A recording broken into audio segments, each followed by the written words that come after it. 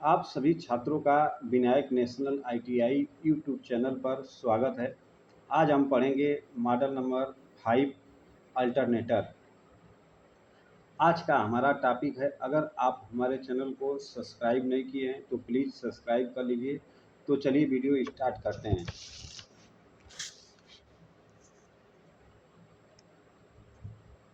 Question number 253, एक आदर्श alternator में EMF phase की गणना करने के लिए किस सूत्र का उपयोग किया जाता है। चूँकि एक आदर्श अल्टरनेटर है तो इसमें अल्टरनेटर के लिए ई बराबर होता है 4.445 एफ टी। तो इसका सही ऑप्शन होगा ऑप्शन नंबर डी।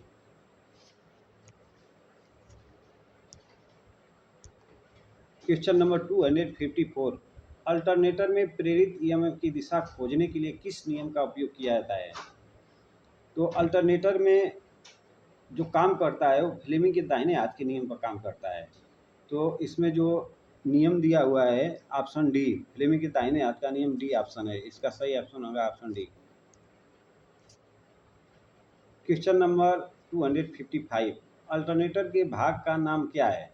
जो फिगर इसमें दिखाया गया है इस भाग का नाम क्या है। तो इसका नाम है साइलेंट पोल रोटर। तो इसका सही ऑप्शन होगा ऑप्शन नंबर सी।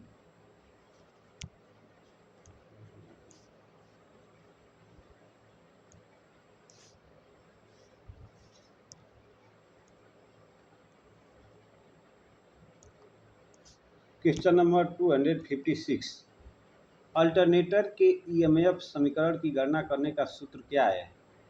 तो अल्टरनेटर के ईएमएफ की गणना करने का जो सूत्र होगा इसमें क्वेश्चन नंबर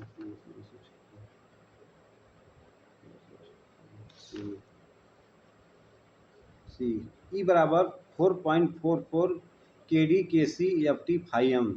तो इसका सही ऑप्शन होगा ऑप्शन नंबर सी।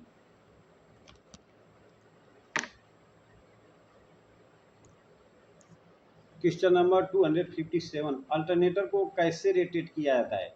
अल्टरनेटर की जो रेटिंग होती है किस में होती है, केवीए में कि किलोवाट की मेगावाट की केवी में। तो इसका जो किलो मेगावाट में होती है क्योंकि इसकी क्षमता ज़्यादा होती है अल्टरनेटर की। तो सही ऑप्शन होगा option number C.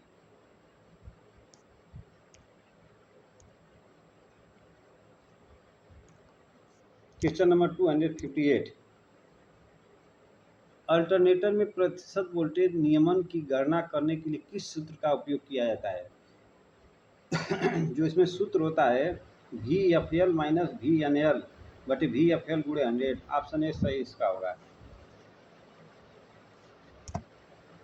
Question number 259, 1000 RPM पर 6 ध्रुव वाले एक अल्टरनेटर की आवृत्ति क्या है। तो जो फार्मूला है आवृत्ति का पूछ रहा है एन एस पर 120 एफ बाई पी। तो उस फार्मूले से आपका मान निकाल लेंगे। इसका सही ऑप्शन होगा B, 40 hertz. Question number 260, 50 hertz की आवृत्ति पर 2 ध्रुवों वाले एक अल्टरनेटर की गति की गणना एन एस पर 120 बाई पी से। इसका सही होगा आंसर 3000 आरपीएम। सही ऑप्शन डी होगा। क्वेश्चन नंबर 261, दो अल्टरनेटरों के समांतर संचालन के डार्क लैम्प विधि में लैम्प किस स्थिति में बुझ जाते हैं। तो लैम्प के जो बुझने की स्थिति होगी, वोल्टेज आवृत्ति जब बराबर होंगे तो लैम्प बुझ जाएंगे। आंसर इसका होगा बी। क्वेश्चन नंबर 262, अल्टरनेटर में आर्मेचर प्रतिक्रिया के कारण डीसी मैग्नेटाइजिंग प्रभाव की भरपाई कैसे करें। तो इसमें जो क्वेश्चन नंबर 62 है इसमें फील्ड उत्तेजना धारा में वृद्धि करके उसकी भरपाई करेंगे। तो इसका सही ऑप्शन होगा option number C.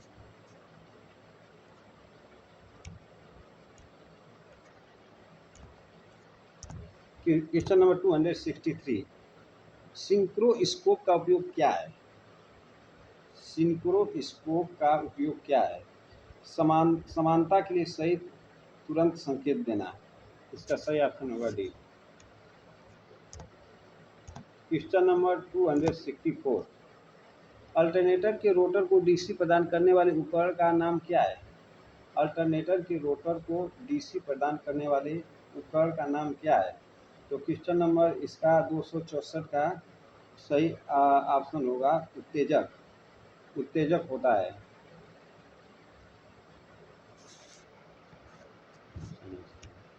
Question number 265, alternator में डैम्पर वाइंडिंग का उद्देश्य क्या है? डैम्पर वाइंडिंग तो हीटिंग के प्रभाव को कम करता है डैम्पर वाइंडिंग। ऑप्शन इसका होगा सही सी। क्वेश्चन नंबर 266, अल्टरनेटर के समानांतर संचालन से पहले किस स्थिति को संतुष्ट किया जाना है? तो इसमें जो होता है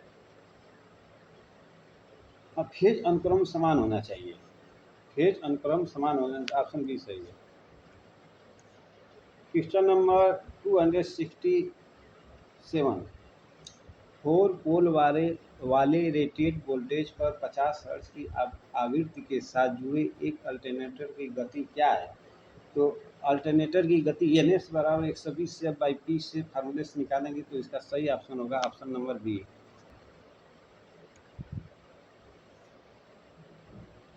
क्वेश्चन नंबर 268, दो अल्टरनेटरों के समांतर होने के दौरान दो लैंप किस हालत में जलते हैं? एक लैंप बुझ जाता है तो वोल्टेज और फ्रीक्वेंसी बराबर होंगे तब एक जलेगा और एक बुझ जाएगा। सही ऑप्शन होगा ऑप्शन नंबर इसका बी।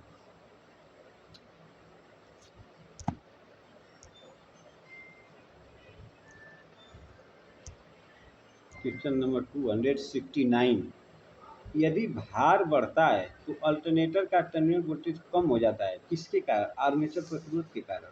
सही ऑप्शन होगा option number D. Question number 270, AC generator में डैम्पर बाइंडिंग का उपयोग करने का उद्देश्य क्या है? तो एसी जनरेटर में डैम्पर बाइंडिंग हीटिंग के प्रभाव को रोकता है। सही ऑप्शन होगा डी। 271, अल्टरनेटर का प्रकार क्या है? जो फिगर है इसमें कौन से प्रकार का अल्टरनेटर दिखाया गया है? तो ब्रूस सेल अल्टरनेटर, ब्रश रहित अल्टरनेटर, ब्रशलेस इसको बोलते हैं। सही ऑप्शन होगा ऑप्शन नंबर ए।